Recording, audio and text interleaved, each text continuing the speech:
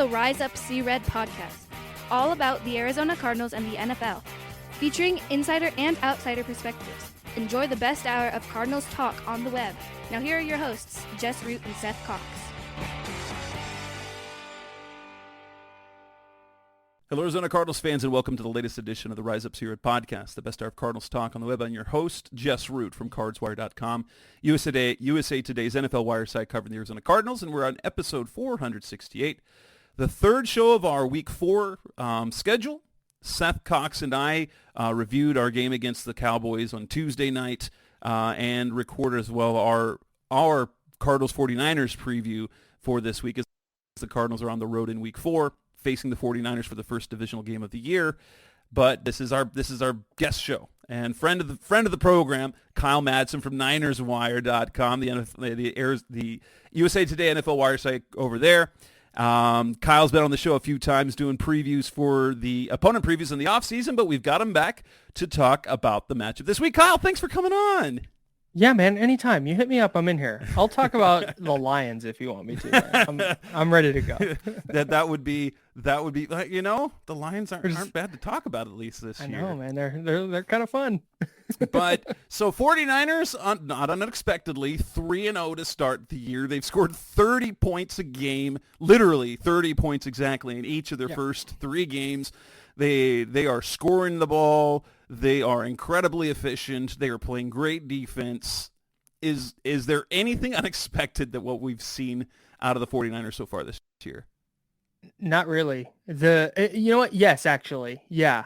They've been notoriously slow starters under Kyle Shanahan, save for the 2019 season.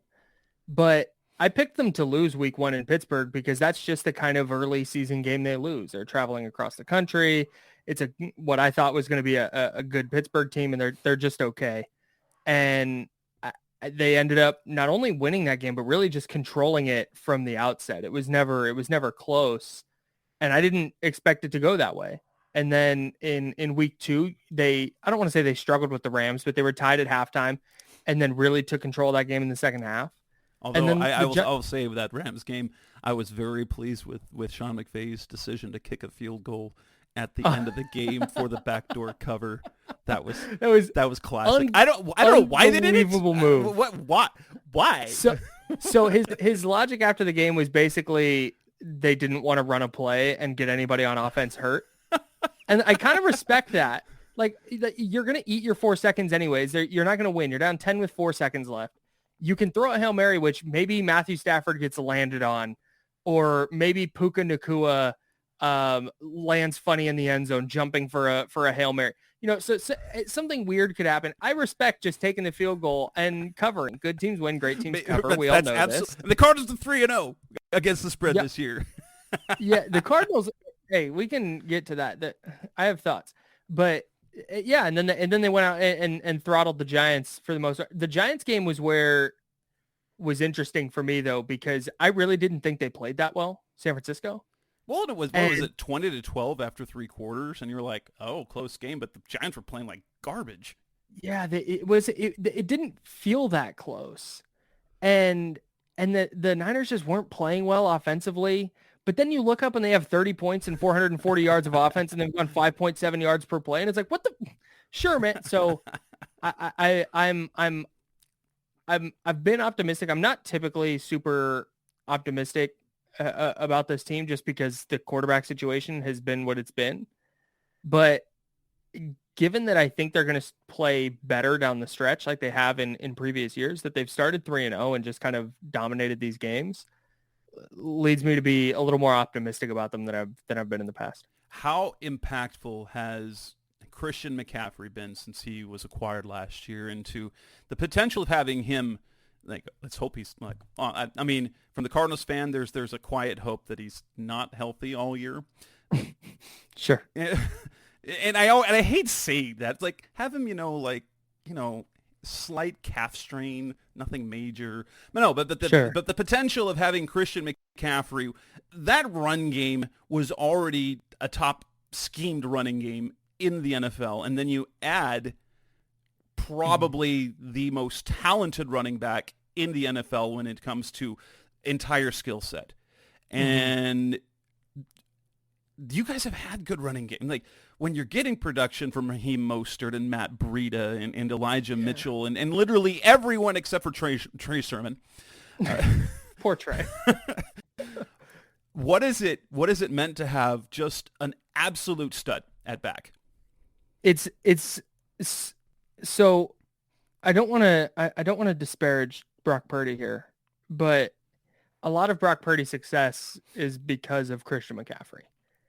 And that's not to say that Purdy is bad or anything, because I think he's fine. But like last year, Jimmy Garoppolo was playing the best football of his career when he got hurt, and that was because of Christian McCaffrey. Having that outlet as a quarterback, knowing that, hey, blitz bearing down, this could be a sack that takes him from 2nd and 5 to 3rd and 12. Oh, there's Christian McCaffrey. And now not only is it not a sack, but he takes this pass in the flat and turns it into a 10-yard gain and a first down. That's just a massive, massive difference for an offense.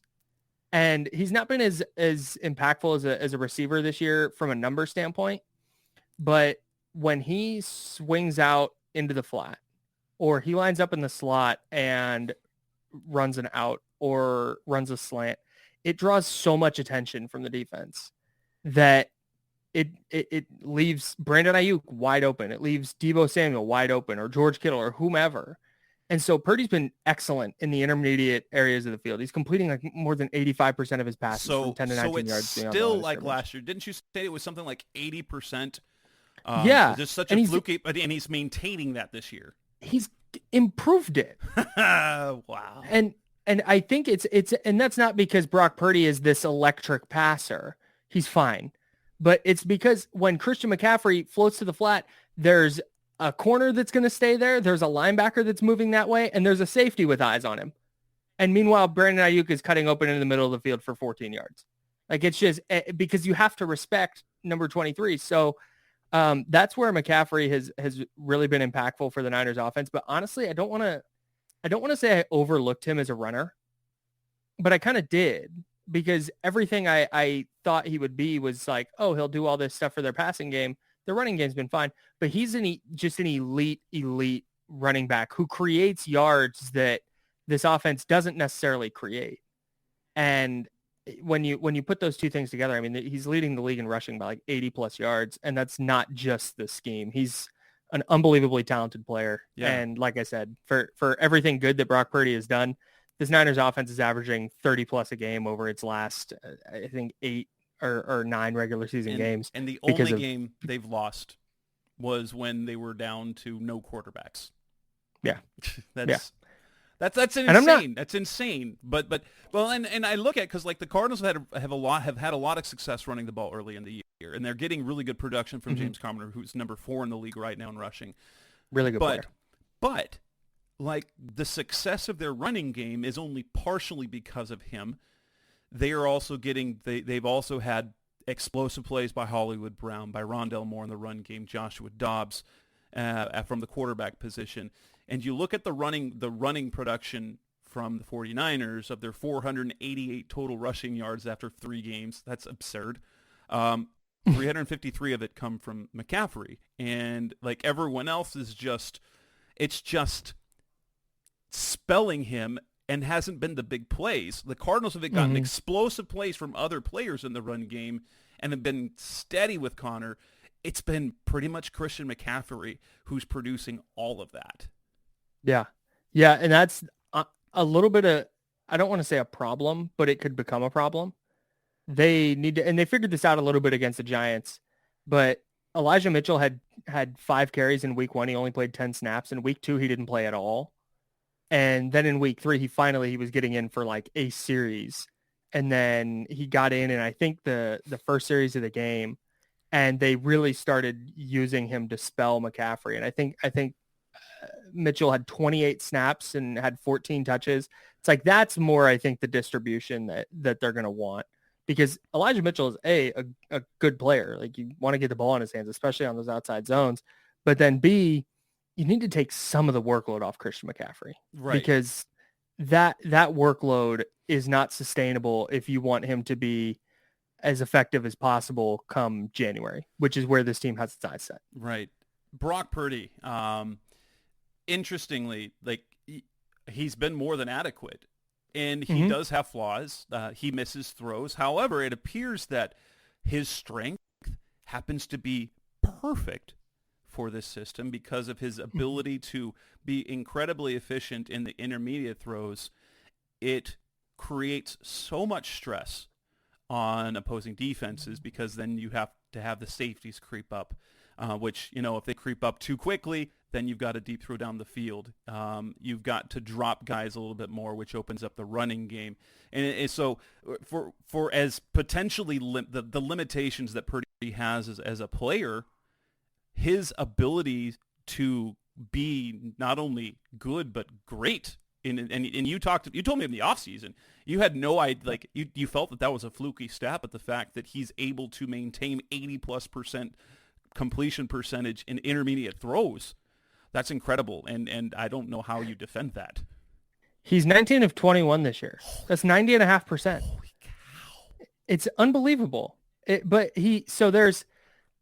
don't want to overstate this because I'm really on board with the idea that they could have this ceiling that just doesn't allow them in a playoff game to go blow for blow with Jalen Hurts or Patrick Mahomes or whatever quarterback they're eventually going to run into. Like I that's on the table, and they could very easily be sitting here in a couple of years with Brock Purdy going, well, in the same spot they were with Jimmy Garoppolo in 2021 when they drafted Trey Lance.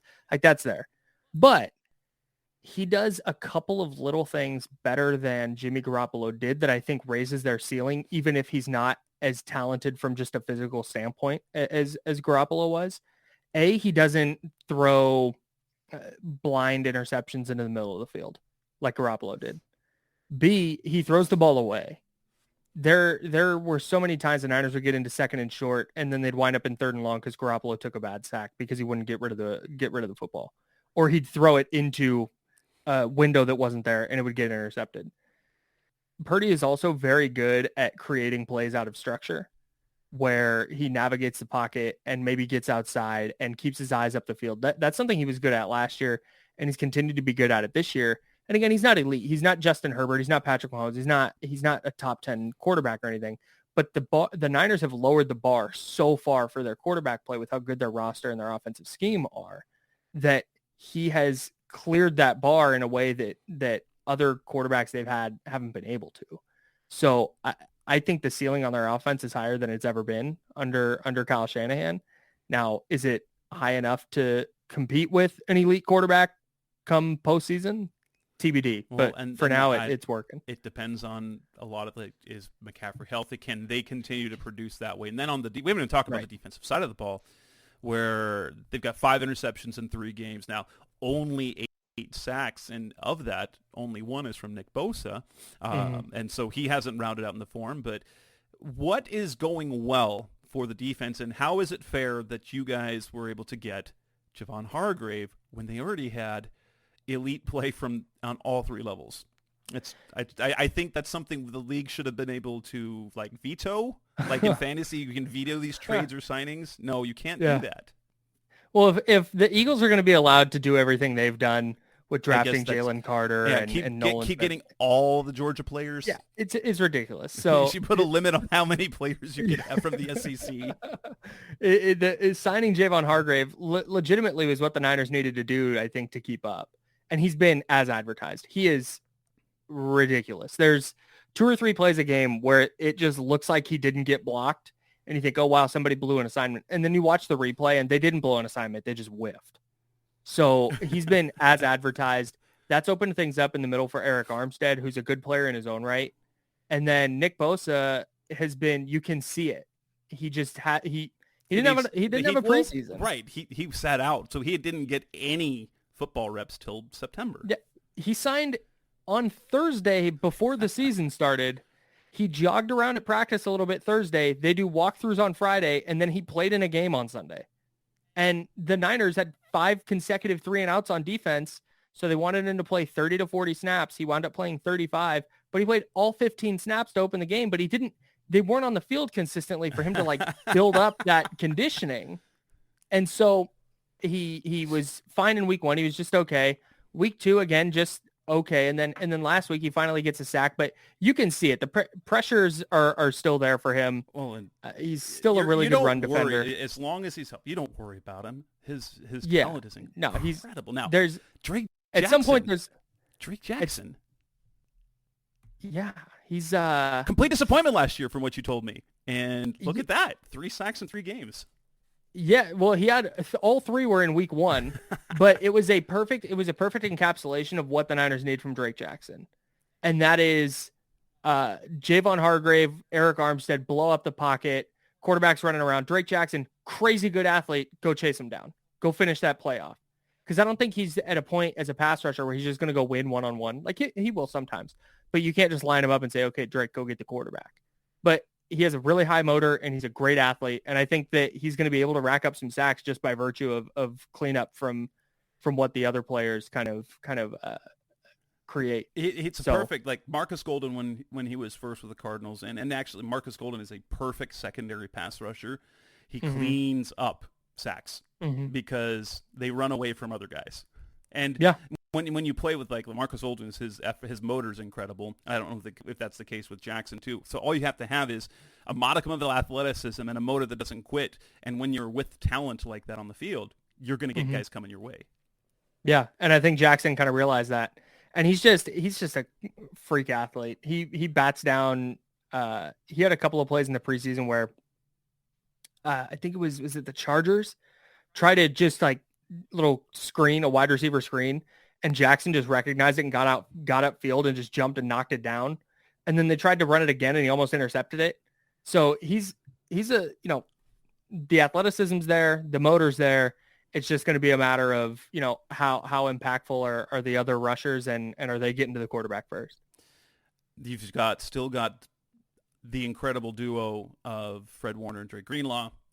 You've got capable cornerbacks, Travarius Ward, Diamador Lenore, Ambry Thomas, Isaiah Oliver, who's a little bit resurgent this year.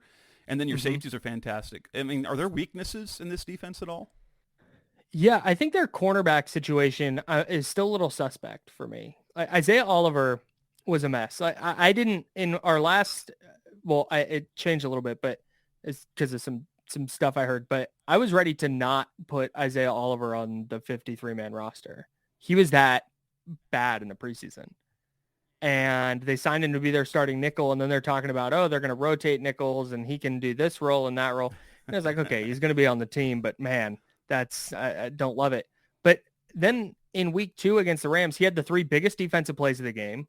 He came up with a huge 3rd down stop. He grabbed an interception, and then he came up with a 4th down stop on a run play. And then he had another nice pass breakup last week, and all of a sudden it looks like he's just going to be their nickel corner and be the player that they were hoping for, which allows Diamador Lenore to move outside, and I think he's better there than he is in the slot. So they're fine at corner.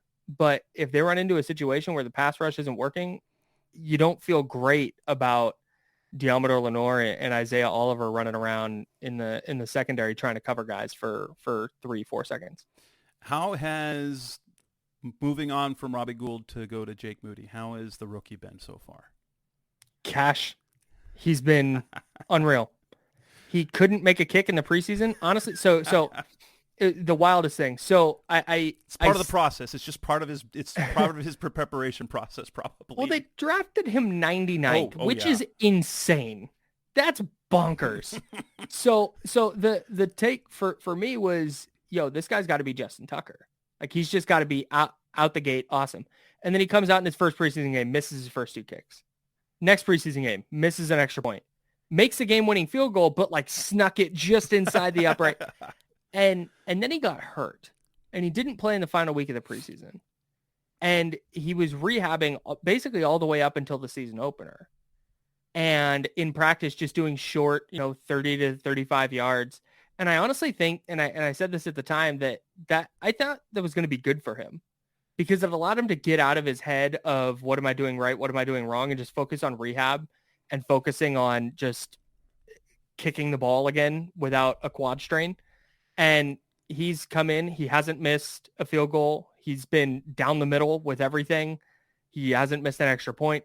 And one of his field goals was 57 yards, and he drilled it in week 2. So I'm super, super impressed with Jake Moody, especially given how bad he was in the preseason. Well, so and the way he good, played, the way for, he played in kid. college, he should have been an absolute lock to be great in the pros, as good as he was in college. But we've seen scores of great college kick, like should be great in the pros, and then they're just a mess. So right.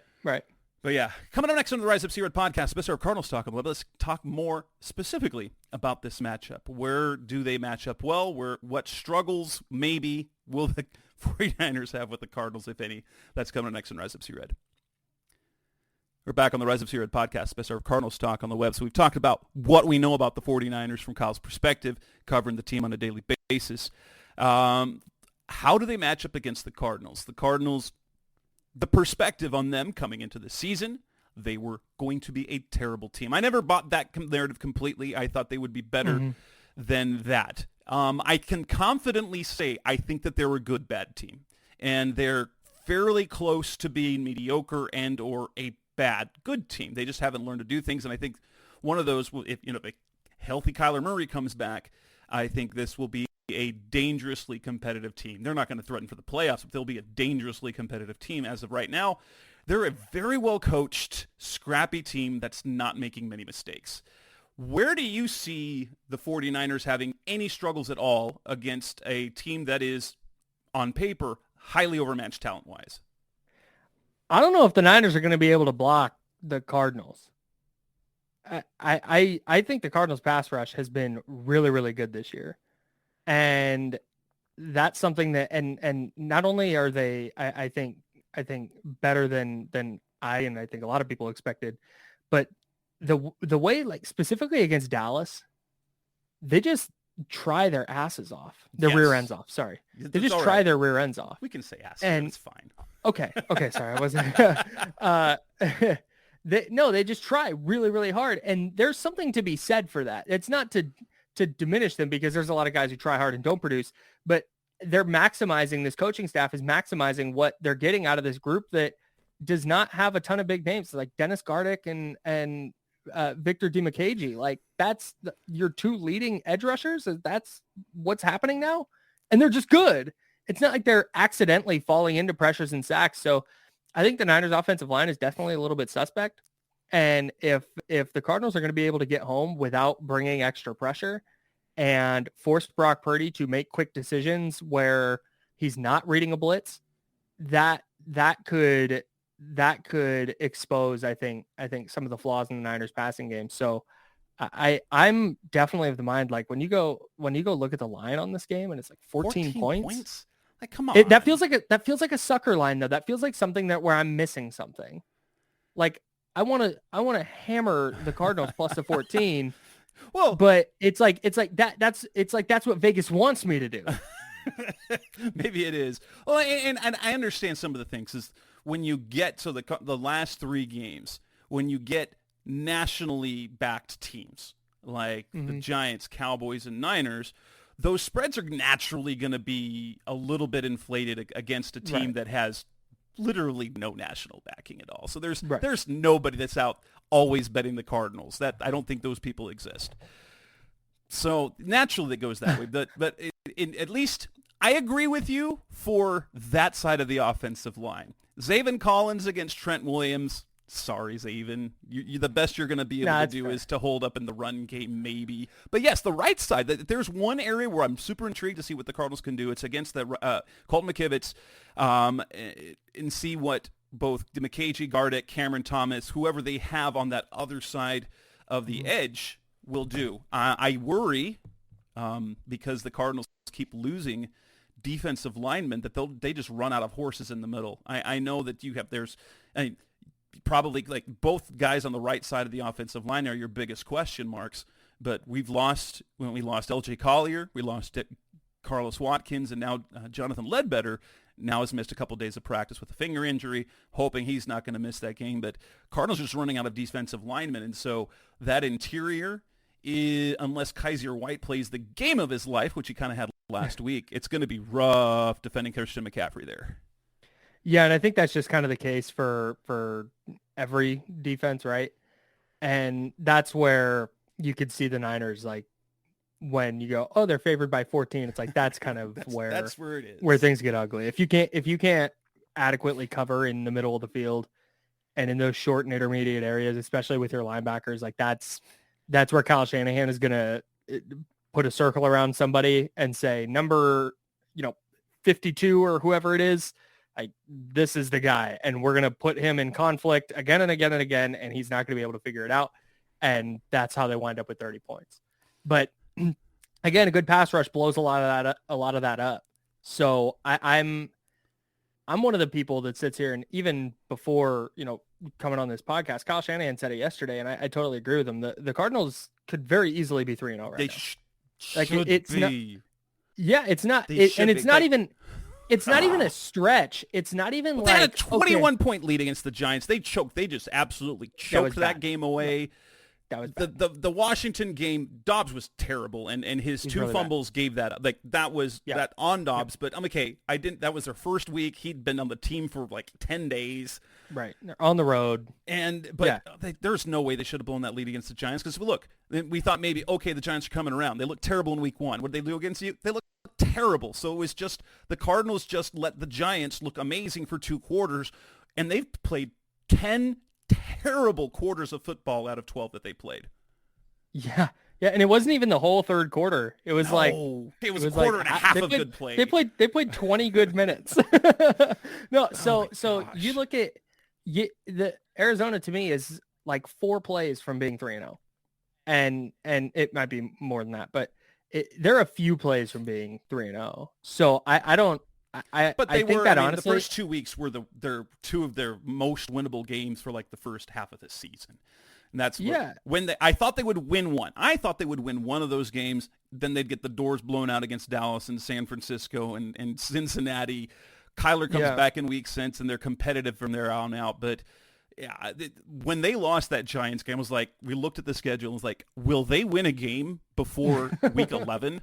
What they do, they go out and beat the Cowboys. I'm like, I don't know. It makes me sound like a moron, but no. The thing about the Cowboys game that was so impressive to me, and I believe that it's actually probably a benefit for the 49ers that Arizona played as well as they did, because they're not going to throw their helmets on the field and try and win, and which would be insane, because this core group did that same thing against Colt McCoy and got punched in the mouth. Back in, what was that, week 7 of 2021? Week 9, I think. But whatever it was, you would think they would never overlook the Cardinals again. But I think it probably benefits the 49ers, because that wasn't a fluke like, oh, Dallas turned it over 6 times and missed a field goal and there was a muffed punt. It was like, nah, Cardinals just beat them, man. Now, I will say this. They were just better. Like, that was crazy. Mike McCarthy was an idiot. And well, he was playing that fourth quarter like they were up by 12 points. The way they were playing, calling plays. I had the Cowboys in Survivor, in my Survivor pool. And I'm sitting here watching, and that's fine. I don't expect to win I won my Survivor pool last year, which was great, and I figure I'll win it once, and I've done it now. But I'm sitting there and like, low key for the 49ers, like, you're rooting for the Cardinals because the Cowboys are a top seed in the NFC. And so I see the Cardinals, sneak. I'm like, okay, look at them go. So I turn the game on, and then McCarthy, with like 6 minutes left, it's like, run inside for a gain of 4, huddle up. Run inside for a gain of 4, huddle up. It's like, do you understand what's happening here, my guy? And then they finally throw it, and Dak throws a pick. It's like, this is just perfect. This is just, they're peaking. They're in playoff form. Good for the Cowboys. I was oh my God, flabbergasted at the mismanagement at the end of that game. I just don't understand why Mike McCarthy, who's bungled how many games in his career, looked at his team last year and went, you know what I need to do? Take on more responsibilities and call plays. Like, what? What are you doing? Yeah, just brutal. And considering the quarterback they have and the receivers that they have going against the secondary, they don't have there's no Buda Baker. It's a 5th round rookie, Keitrell Clark, going against Michael Gallup. Like, I don't know. Whatever. Whatever mismanaged mismatch. The Cardinals took care of business. Yes. I think that if I look at also one area that I think that the Cardinals might be able to have success, and that's where you talked about the cornerbacks. The Cardinals have a decently talented, like, okay, we'll say Hollywood Brown, talented.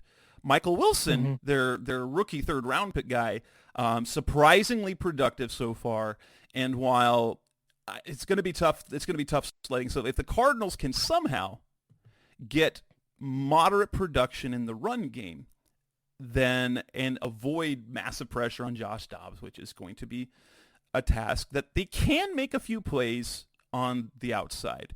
Wilson's had a few nice plays. Hollywood is a solid number one option in the NFL, and they're starting to use him that way. Mm-hmm. Yeah, I've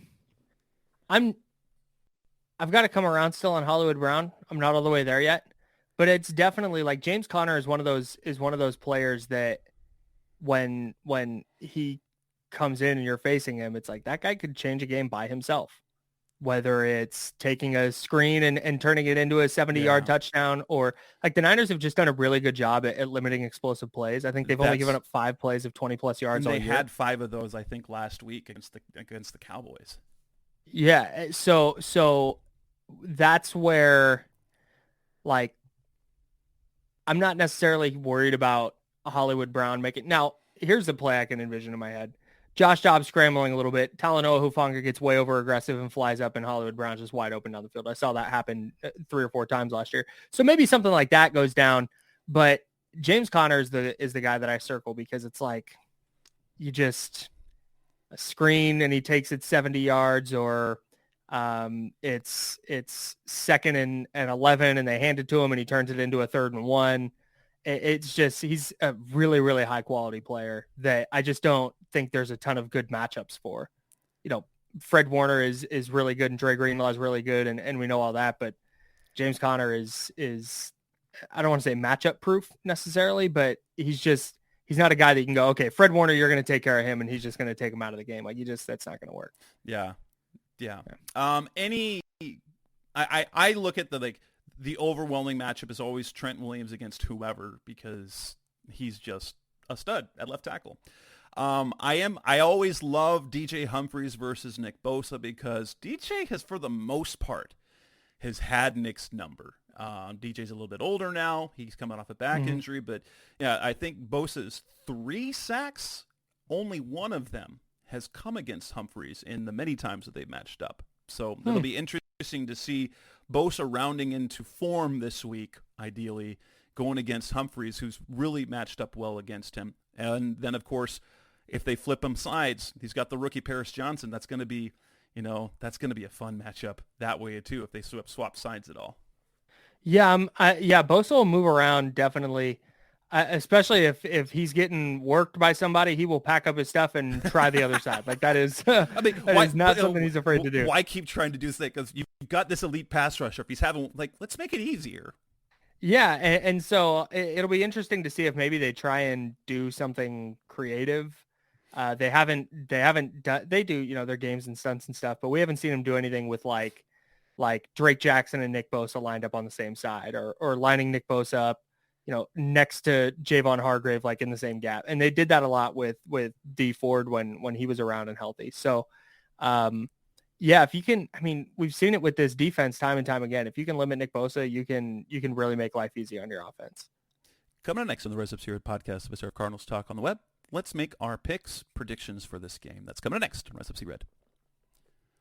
We're back on the Rise Up Red podcast, Mr. Cardinals talk on the web with Kyle Madson of Niners Wire. This game with the 14-point spread is kind of crazy. Although, it could very easily get away from the Cardinals, especially if they don't score points early. Luckily, the Cardinals have been able to score points early in every game. In fact, they've led at halftime. They've won the halftime money line each and every week. Not that we can count on that every week, but they've started fast. And I think if there's one way to be able to remain competitive in this game, score points early. And if they sell out against the run, I've seen it happen. It happened a couple of years ago with Cliff Kingsbury. They got up a score, 10 points. They sold out against the run, and then Shanahan gave up on the run completely. They only had like 33 rushing yards for the game, and that was like 12 attempts. And that's that's probably the only way to do it is you get more than a score up, and you completely sell out against the run and not in that case. But then after that, I don't think the Cardinals have the horses to keep up with that. And I also don't think that we can count on them holding the 49ers to, one score, one touchdown in 5 red zone spots. Yeah, that's the Niners haven't been great in the red zone this year necessarily, but I definitely think if they make it 5 times, I don't think you're gonna only see one touchdown. It wouldn't shock me though if the Cardinals kept it really close at the half, maybe tied, maybe they do have some kind of lead, but the Niners are so good at adjusting at halftime. And I know that teams don't make like sweeping changes, but just like little things that maybe the Cardinals are doing defensively that the Niners are going to attack differently or vice versa. So I'm with you. I don't know if Arizona could keep up for 4 quarters if the 49ers are doing anything but stagnating entirely, kind of like Dallas did. But maybe Arizona just kind of showed who they were last week, and they're gonna punch above their weight all year. But outside of going, yeah, maybe I don't see a ton of path to victory for the Cardinals. Really. If the Niners are playing even a C game. That said, I think that the Cardinals will keep this game to where they're threatening. The 49ers will basically, at least for the second half, I think they will probably be in control of the entire game or at least the entire second half. But the Cardinals will be on the like right there on the edge of threatening. So I don't think it'll be a big blowout. And while I actually, my final score prediction, and we'll see this for when you publish Behind Enemy Lines, and the 49ers are still going to get 30 points, and they're going to hit exactly 30 points for the 4th straight week. And it's a double-digit win. It's just they don't cover the spread. It's 30-20. I think that's a reasonable thing. The 49ers basically control the game, but the Cardinals are threatening throughout. So it's never the Cardinals don't get embarrassed. The wheels never fall off. They're just undermanned. They just don't quite have enough. Yeah, it's a little bit what happened with the Rams.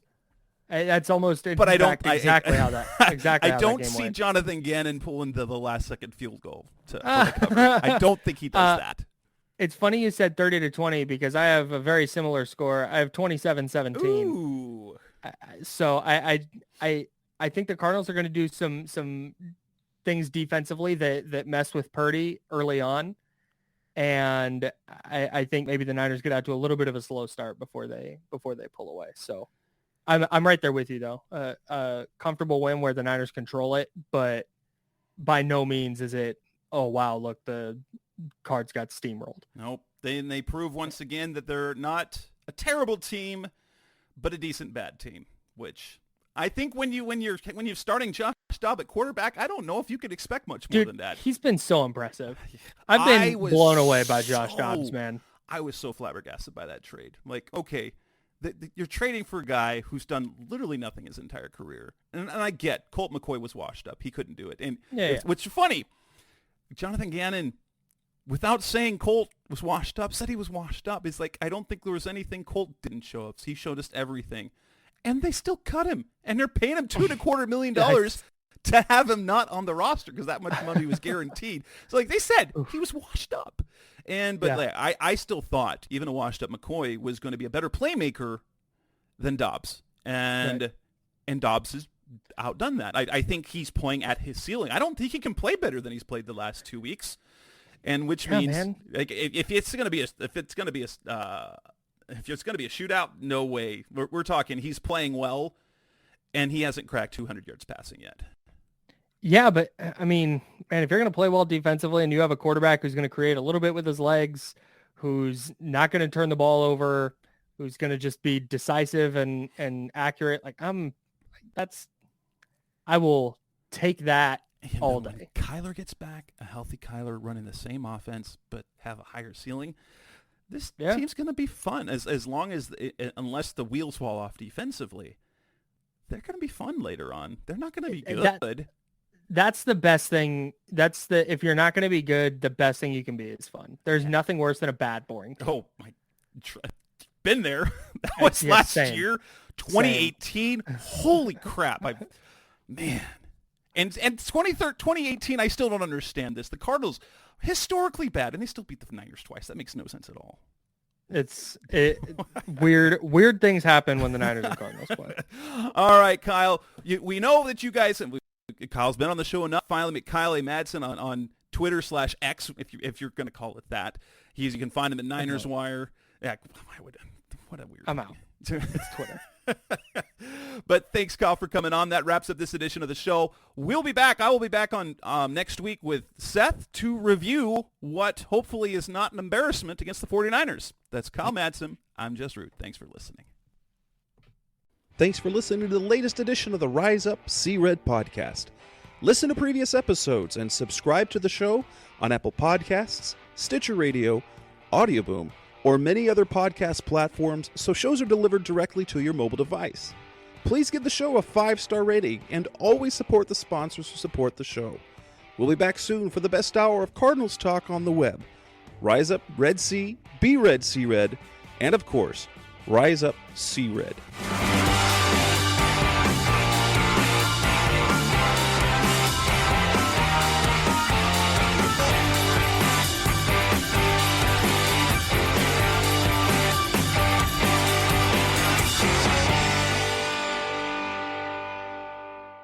Run!